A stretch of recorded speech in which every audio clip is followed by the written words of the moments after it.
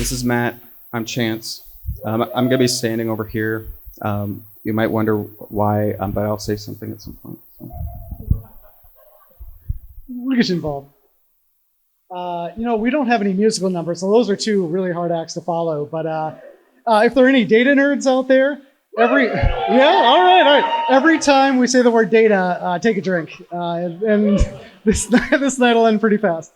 All right. Let's start this. All right, I'm here to talk about data collection at the 7th and Sandy Green Plaza, brought to you by Depave. We're going to showcase data and the impacts of transforming this over-paved, underutilized public space. Public plazas make a really tough place to count data, because we have all kinds of pedestrian crossings. In the Sandy Plaza, we have 4 different bike lanes going by. And a lot of these aspects are things that we're very interested in. But when we think about it from the lens of a municipality, they're usually looking at one thing, and that's car counts. So we're trying to get a holistic picture of it. That's mostly because we want this to be an inclusive, community-oriented space. And we want to make it very accessible for active transit. Now, absolutely. Bring it up, yeah. Okay, yeah, so Milena was going to be here to give these next 4 slides. So I think we can just maybe beatbox through the whole thing. Boot, cat?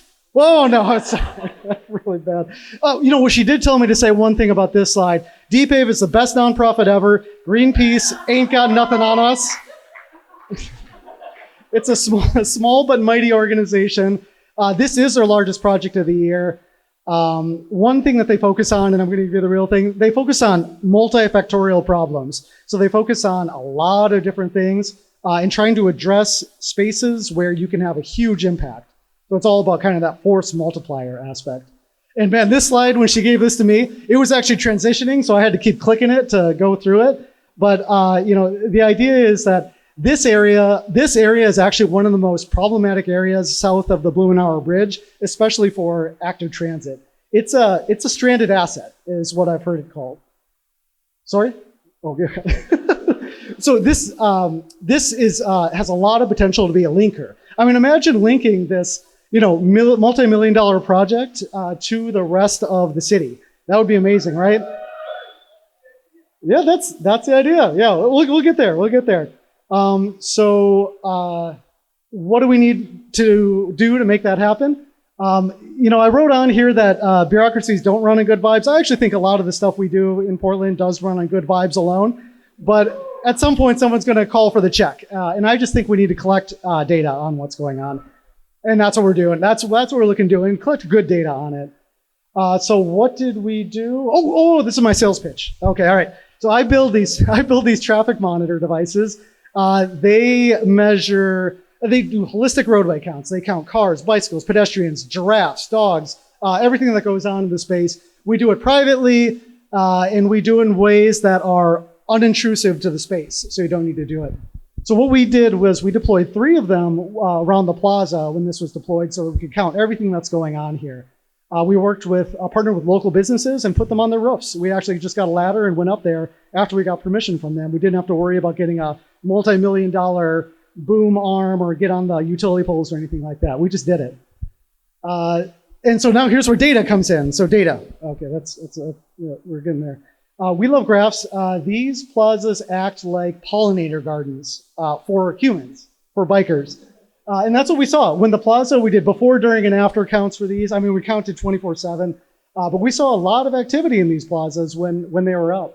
I could also use some social scientists if there's any of those in the crowd, because what we saw was when the plaza was up, vehicles were much slower going through the space when they were coming down 7th and Sandy. I mean, it was an impact. I don't know if it was because it was so colorful or enjoyable, but that's what they were doing. One other thing, as if the traffic wasn't bad enough to deal with, we're also dealing with the freight industry in this area, heavy industry and stuff like that.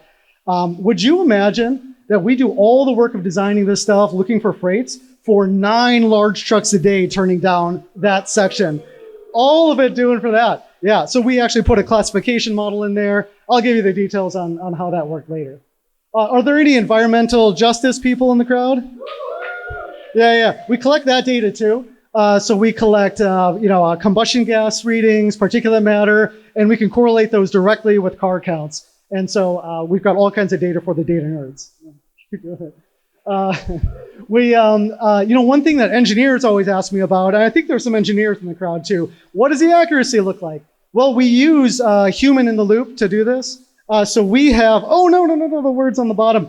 I like all my little TEDs down here. He acts as a TED force multiplier on the whole thing. So once he does the counts for us with his tally, we can distribute it to all of our counts. And then we give the data back to the people. So everything's open. I work on like this open source. I'm a really nut about all this. So open data, open source, open everything. So we give it back so folks like Chance can kind of take it and run with it. Hi, everyone. I'm a part of the PCC Geomatics program. Who's here?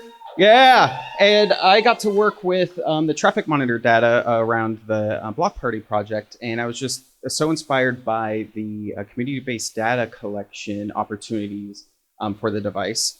So I created this web app. It utilizes open source JavaScript libraries to show how anyone can customize the traffic monitor data they want to share. And data sharing tools like this and the traffic monitor can help community organizations inform the public of the effectiveness of their projects and drive change for their causes. Thanks, Chance. Really good. In this way, we can create like an advocacy loop, as I call it, where you have the temporary interventions. You have these monitors that are up there 24/7, immediate results, immediate data. You don't need to wait 6 months so that the city can do a study. We can have it done. Put the change in, collect more data, maybe let the city do their thing, and do it all over again. So support the plaza. You can go to portland.gov for their survey. They're still collecting survey data on it. And this is a little what it look like. So thank you.